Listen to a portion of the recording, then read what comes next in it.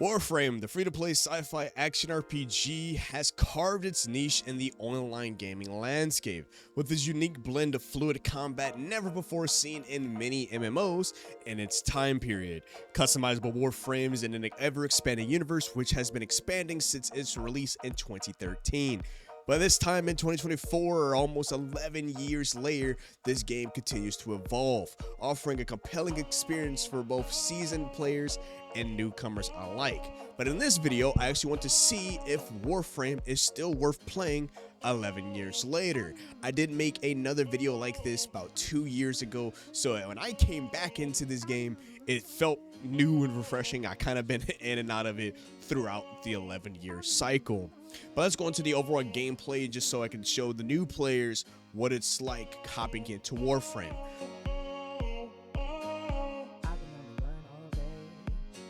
So Warframe's overall core gameplay, it's all about its dynamic movement, which is one of the biggest selling points in this game. Between all the acrobatic maneuvers, zipping in and out of the sky while fighting, and that sweet gunplay, the movement alone, it already has set itself apart from other MMOs, and players can control Warframes, which is the main star of the entire show. These guys are bioengineered warriors that is wielding a plethora of weapons and abilities that can take out enemy hordes in a blink of an eye. The combat alone is invigorating due to being able to combine the fast-paced movement while shooting and even having like bullet time moments where the world just turns into slow motion, and the fluid movement and amount of weapons really makes Warframe a game that anyone can pick up, and has a couple nice difficulty spikes, having raid or dungeon like missions, and overall flying through the air with your friends in co-op. That experience alone is easy and great for new players to pick up. But let's talk a little bit about the missions, what new players can expect hopping into Warframe. If this is your very first time playing this game, the game features various mission types. Straightforward extermination to some form of infiltration missions, or like a complex boss fight basically. Each mission offers unique objectives and challenges, keeping the gameplay fresh. This way of doing missions makes Warframe like an MMO light. It doesn't get a full-blown like mmorpg like World of Warcraft or Guild Wars, but focusing on instances and fighting enemies till you reach the boss. Instances are basically separate pocket dimensions in-game where you or your team of friends can only be in. So it's not like a full-blown open world mmorpg like World of Warcraft or something of that nature where you can continuously travel to location, meet other players. Like, no, when it's time to actually start questing, they are pretty much instances. There are other games that are like Warframe when it comes to the style of play, like games like Destiny, Closers, Critical Reboot, and many more. Most of your mission time will be going to each planet's sectors and clear up missions on each planet. Because each planet is instant based, the other part of your time will be in your ship. From your own personal ship, you can have access to swapping out different warframes, you can customize or mod your warframe, and much more. But to seasoned players, there is brand new quests, but one of the most brand new quests that I came across, which was very recent, is the Duviri Paradox, which is an optional quest accessible as early as the completion of the Vor's Prize, which seems like a prequel of the Warframe lore, setting events prior beforehand. I didn't get a chance to really hop in it too much because I wanted to at least finish most of Warframe's actual story. But overall, from the little bit that I did play, like the mini beginning cutscene, this feels like a overall prequel to the lore behind it. Another thing while doing missions is, while solo play is possible, Warframe does shine in its cooperative aspect.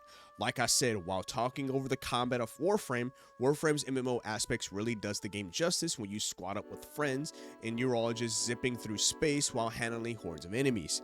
Because the core of Warframe is MMO based, you'll notice that some of the harder missions have a raid/dungeon like feeling, and you can come across some very, and I mean very, challenging bosses, and the mechanics of the boss fights definitely requires some teamwork. If you do it solo, depending if you know it or not, I ran into a couple of bosses where we were not prepared and it took a lot longer than it should have been. But moving over to the sound and visual.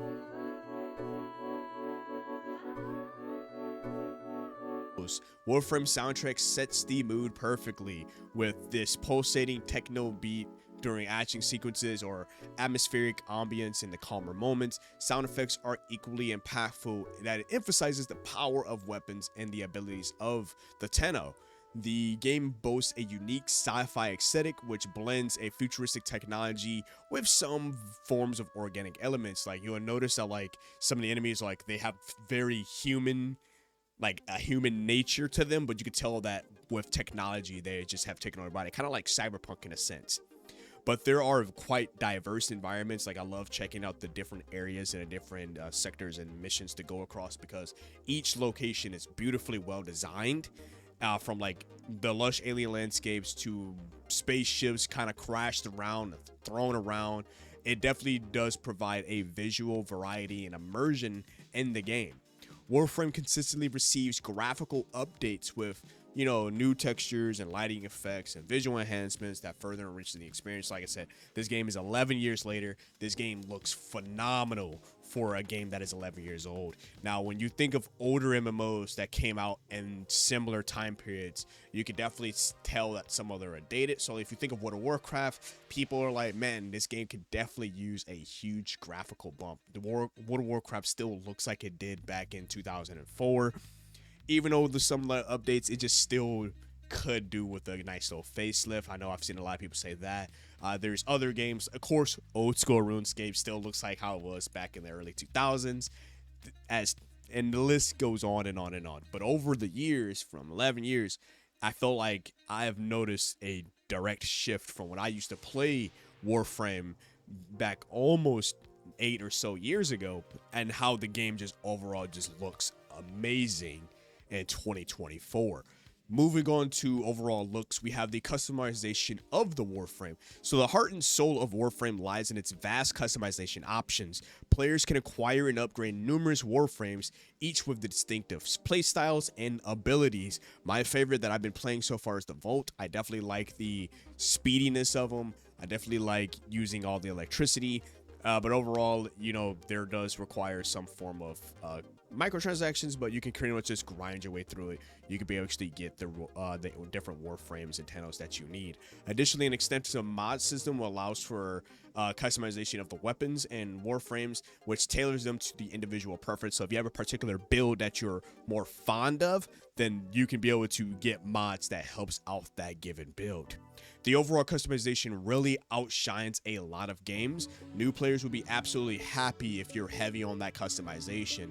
There's plenty of times of I being in complete absolute shock and awe when I go to the different hub areas on the planets and I see other players and I get to see like how cool they actually look. And I was just like, bro, everybody has absolute drip on them, and it's insane and crazy how good, like how this game has really focused on overall customization. Now, I do want to talk a little bit on my newer players, right? People who are, you know, you've been looking at Warframe, either your friends are talking about Warframe, something of that nature, and you're just like, you know what do I expect? Like, I went over the gameplay, went over the visuals, but let's offer a couple of tidbit things I do want to talk about. So, new player expectations in 2024 goes on the massive amount of content that players will come across. So Warframe's vastness can be very daunting for newcomers. It like, bro, you're looking at multiple planets and don't know what to do. Numerous Warframes, there's the mini weapons, the systems. Like I said, it feels overwhelming at first, but embrace a little bit of the learning curve, focus on mastering the basics, you know, and then you can start exploring to the deeper parts of this game. Remember, you are trying to run through 11 years of constant updates. To some veteran players who have stopped in some years, there's so much new content. Like, it threw me definitely by surprise for some of the new stuff that I've seen and like how they have changed up how the game is played. And coming across this new story arc and change of pace gameplay, which is the Deveria Paradox story that I talked about earlier, completely adding a 180 on how the game is played. It's a little bit more slow, more methodical. Now, my lore theory here is I thought this was a precedent to the second game that the dev team is working on, which is called Soulframe. It looked like that. I could definitely be wrong. I know all of my Warframe, you know, gurus out there can let me know in the comments section below of what's actually going on, because I did not finish the Delivery Paradox, but I definitely love how interesting the lore behind Warframe actually is. Next thing is the free-to-play model. The core game is actually free. Acquiring certain Warframes or items does require the premium currency, but with the monetization options, and you can utilize free resources effectively to progress without feeling pressure to spend. So doing a lot better than a lot of live service games. Like if you're comparing to Destiny, it feels like you need to be spending some form of money to really be enjoying Destiny. Especially Destiny nowadays. I played Destiny 1 and 2 back on launch, and the way now they moved to this free-to-play model, it's definitely gone heavy pay to win in a sense of that nature, where you just have to spend money on almost every single thing. But with Warframe, it doesn't feel like you need to be pressured into spending money like a lot of other live service games. And the community for Warframe is absolutely massive, and it's a very active community as well. Warframe boasts a dedicated and helpful community. Like if you go across like forums, Reddit, Discords, anything like that, people are always there to help. Like I have a buddy of mine who has like 5,000 plus hours, and he's kind of been running me through some of the newer stuff. Like my memory is kind of not, my memory is great, but when it comes to like what I remember from Warframe throughout the years, it's very, very vague. So my buddy's just been helping me through it all, and he's just reading some of the Reddit pages and stuff. Like people are very helpful and friendly when it comes to that, and that may be a new experience for a lot of players, especially if you're coming from games that have toxic communities. Like there's the League of Legends or the Call of Duty people, X, Y, and Z, right? There's toxic communities and everything. But overall, I feel like with Warframe, it has a nice and beautiful, active, and nice community. But I do want to come over a little bit of extra points as well to consider. There are always constant regular content updates. Warframe receives frequent content updates, introducing new frames, new weapons, the missions, the storyline, and just making sure that it's fresh and an evolving experience through and through. And also endgame. Now I do want to talk a little bit about endgame, but I'll talk a little bit about it later. But after you master like the movement basics and some of the endgame activities, doing the high level challenge, especially if like you're a seasoned player, like you just drop back in and you want to see how endgame is, or if you're going to try out the new Paradox quest line, there's a lot to do, and you still feel like a badass every which way possible. There's also the social hub, which is your personal spaceship, which serves as that social hub, where you can interact with other players if you invite them to your party. You can customize your arsenal, or you can access many different things like mods and all that good stuff. But then you also have these separate social hubs, which are the given locations on the planets where you can actually go to that planet and actually meet other players and all that good stuff.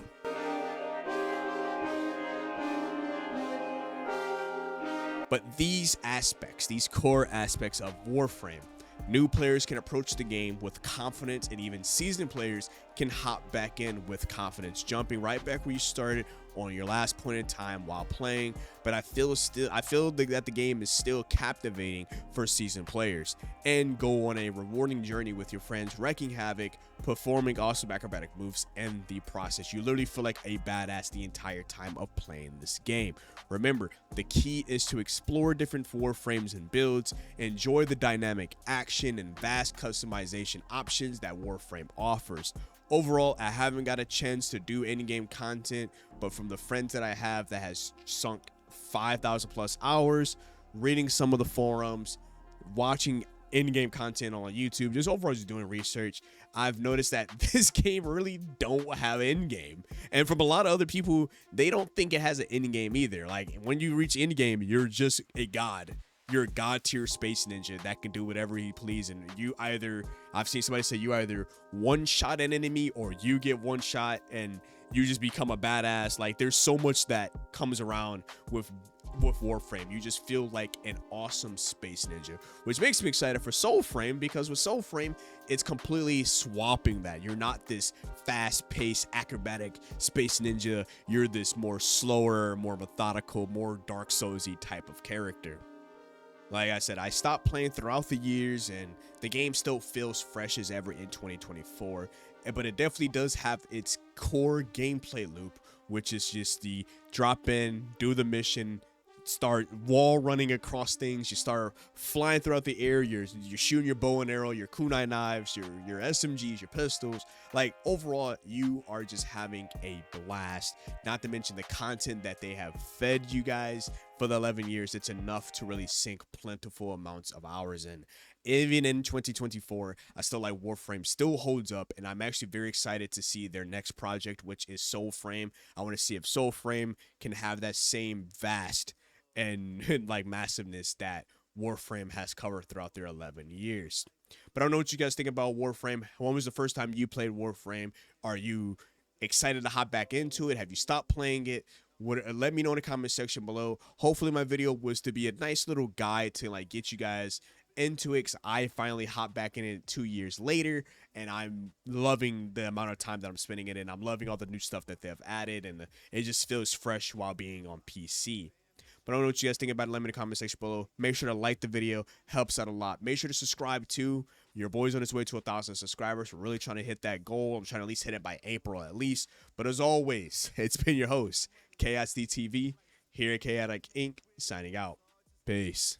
Cause when I write things, I make them manifest. I don't sleep, that's so weak, don't plan to rest. I'm from a hood where you die if you don't pack a vest. No culinary degrees, but whipping crack the best. Chefing, hard times taught lessons. Praying every night to pull up in park Benzes. What's my home is what you call trenches. You wouldn't last a day seeing life through all lenses. It's all tension, no sun, and rain and plenty. Full-time job, still